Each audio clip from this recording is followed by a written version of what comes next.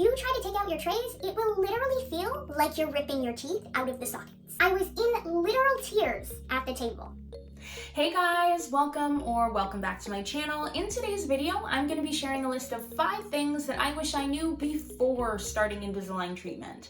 This is a list of things that you may or may not know, but every single thing on this list will definitely help you out if you are thinking about getting Invisalign or if you've just started your Invisalign journey. Coming in at number 1, not everyone can get Invisalign. Before starting the process, you'll actually have to go to a consultation and be approved as a good candidate for Invisalign by an Invisalign certified orthodontist.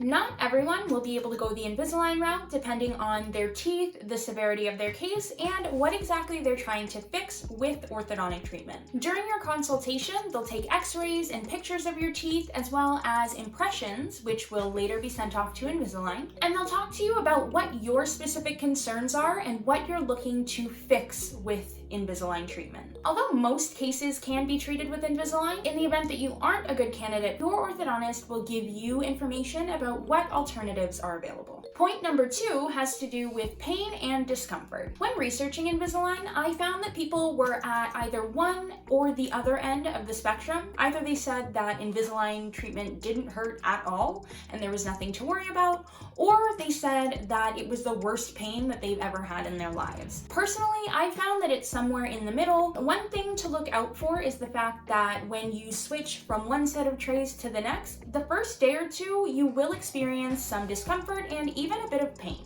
This is due to the force that it takes to slowly move your teeth into the desired position, and even though you won't have to deal with brackets and wires and tightening, Invisalign does the same thing as traditional braces, so it makes sense that with that is going to come a bit of pain and discomfort. So in those first couple of days after switching trays, your teeth will feel a little bit tight or sore. That is completely normal. One thing that I will point out though is that right after getting your attachments on, when you try to take out your trays, it will literally feel like you're ripping your teeth out of the sockets.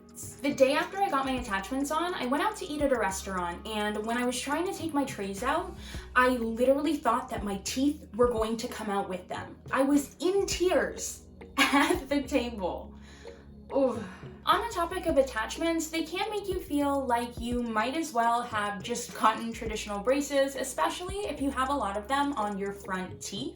One thing that I will say though when it comes to attachments is that they are a lot less visible than you think. Chances are people are only ever going to notice them if you point them out. Point number 3 is that you have to take your trays out whenever you eat or drink absolutely anything besides water. Now, I know that there's some misconception around this, although it might just be laziness from people who have been in Invisalign for a really long time, but I do know that some people will drink like non-staining or clear drinks with their aligners in. I personally wouldn't recommend that just because if you're drinking anything sugary, like Sprite for example, it's clear, it's not going to stain your aligners, but the sugar is going to get all up in there and then just be held and trapped right against your teeth all day. So definitely not something that I would recommend. But yeah, every time you eat or drink something, you will have to take your aligners out beforehand and then brush and floss your teeth before putting your aligners back in. This can be really annoying at first and it definitely takes some getting used to, but I'm about a year in now and I don't even give it a second thought. Because you will have to brush and floss after every single thing you eat, you will have to start carrying some essentials around with you everywhere you go. For me, I keep all of mine in this little pouch here. In terms of what exactly you should be carrying around with you, I would recommend a toothbrush and toothpaste, your Invisalign case and a floss pick, and some good old ortho wax. I like to keep all of these things in this little pouch. It's really convenient. I can just pop it in my purse or grab it when I'm on my way out the door. Coming in at number 4 is that new tray lift. That is all.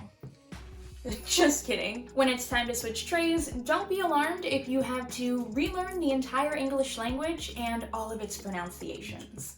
Basically, because your teeth are being shifted ever so slightly with each new tray, your tongue is going to have to sort of adapt in order to make certain sounds. Although you do get used to it over time, certain trays are definitely worse than others. And last but not least, coming in at number 5 is Refinements. This is something that has caused a lot of commotion in the Invisalign community. Basically, what Refinements are is a second course of trays after you're done your initial Invisalign treatment, and it's intended to just fine-tune your teeth and make sure that they are exactly the way that you and your orthodontist want them to be. Now, for some people, this can mean just a couple of extra trays at the end of their treatment course, but for others, it can mean doubling their treatment or adding even more trays than that. Basically, you'll go back into your orthodontic office, they will reassess your smile, take new impressions to send off to Invisalign, and then you'll start the process all over again. This is not at all uncommon, and there's a good chance that your treatment will end up being extended past the initial prediction. At the end of the day though, if you've spent thousands of dollars to perfect your smile, it had better be perfect. And with that, we've made it to the end of today's video. I did want to keep this one a little bit shorter. There were about 17 things in my initial draft for this one. So if you guys want to hear more things that I wish I knew before I started Invisalign, definitely let me know in the comment section below. I would be totally down to make a part 2. As always, thank you so much for liking, commenting, and subscribing, and I'll see you in next week's video.